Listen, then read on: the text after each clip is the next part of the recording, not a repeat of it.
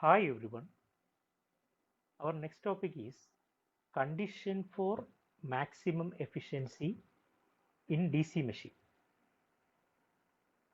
Condition for maximum efficiency is same for both DC motor and DC generator. Therefore, the efficiency curve of a DC motor is similar in shape to that of a DC generator. So here we are considering the condition for maximum efficiency for a DC generator, which is actually same in the case of a DC motor. So consider a DC generator having a terminal voltage V and load current IL.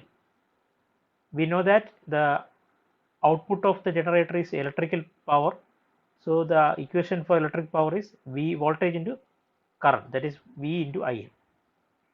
So we know that output is input minus losses, or input is equal to output plus losses.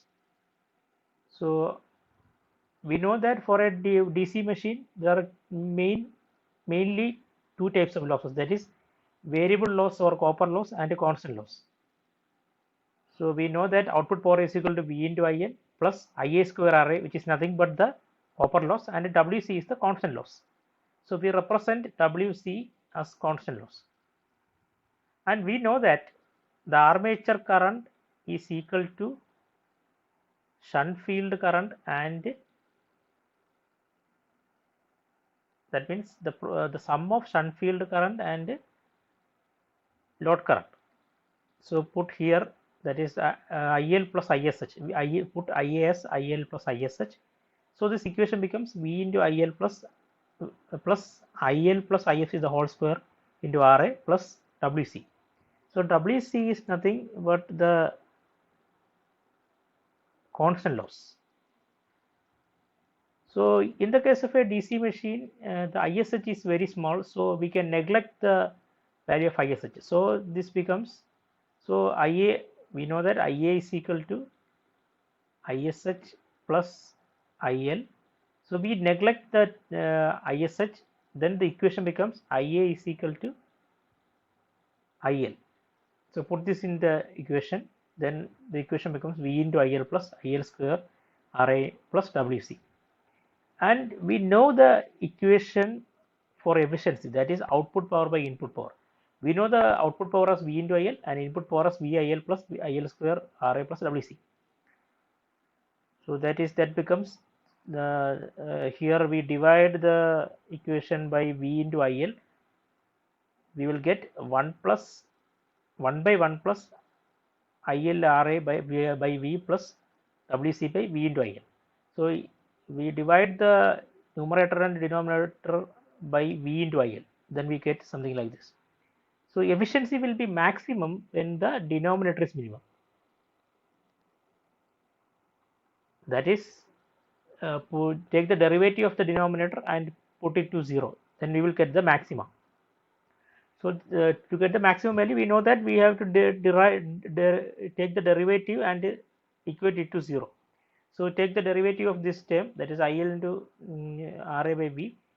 So here the RA and V are constants, and the derivative of IL with respect to IL is 1. So this becomes RA into V, and this the next term WC by V by L, where WC is a constant, V is a constant, and the derivative of 1 by IL with respect to DIL is minus 1 by IL square. So this equation becomes RA by V minus, so that means here, so D by DIL of 1 by IL is minus 1 by IL square. That is here. So this equation becomes RA by V minus WC by V into IL square is equal to 0. So then this equation becomes RA by V equal to, take this in the RHS, this becomes WC by V into IL. Now cancel these two, this V from LHS and RHS. Then equation becomes WC by IL square, WC by IL square, RA is equal to WC by IL square. So they take here, this equation becomes IL square RA equal to WC. So this is the equation, that is IL square RA equal to WC, where IL square RA is nothing but the copper loss and WC is the constant loss. So this is the condition for maximum efficiency. That is the condition for maximum efficiency is the constant loss is which should be equal to variable loss. Otherwise, the variable loss should be equal to constant loss. That is the condition for maximum efficiency. So the next topic is brake test for DC motor. It is also called load test. This test is actually performed with small DC motor. In this method, the DC motor is loaded directly by means of a brake applied to a water-cooled pulley coupled to the shaft of the machine. So you can see the pulley here. So this is the pulley. So this is the weight. This is a weight, and which is the pulley is having a radius R. So a belt band is fixed with the help of a wooden block grip the pulley. One end of the band is fixed to the ground through a spring balance. Yes, this is the spring balance.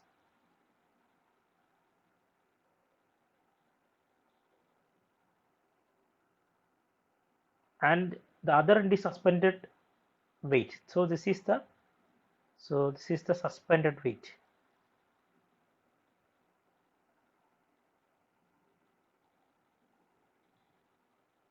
So it's denoted as W1, and its weight is W1, and the weight of the spring balance is W2. Now we know that the equation for shaft torque is the difference in weight, W minus 1 minus W2 into R into G. You know the equation. So the difference of the weight into the radius R into acceleration due to G. So if the speed is in RPM, so the speed N is in RPM, then the output of the motor, you know that the output of the motor is shaft torque into 2 pi N by 60, where 2 pi N by 60 is nothing but omega. Omega is equal to 2 pi N by 60. So if the speed is available in RPM, then the equation becomes, so this omega becomes 2 pi N by 60.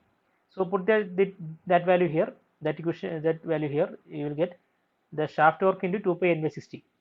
And we know the value of torque as from the above equation. We know the value of torque, that is W1 minus W2 into R into G. Put that value here. So this equation becomes 2 pi N by 60 into W1 minus W2 into R into G. So just rearrange this equation, you will get the equation of the output. So the equation of the output will be like this. Rearrange this equation, we will get the equation of output like this. And we know the input of the motor is electrical input, which is V into I. Now take the efficiency. Efficiency is nothing but the output power by input power. Here the output power is this. Now we already know that this output power, and input power is Vi. So output power by input power will be equal to the efficiency. So the efficiency can be calculated using the load test.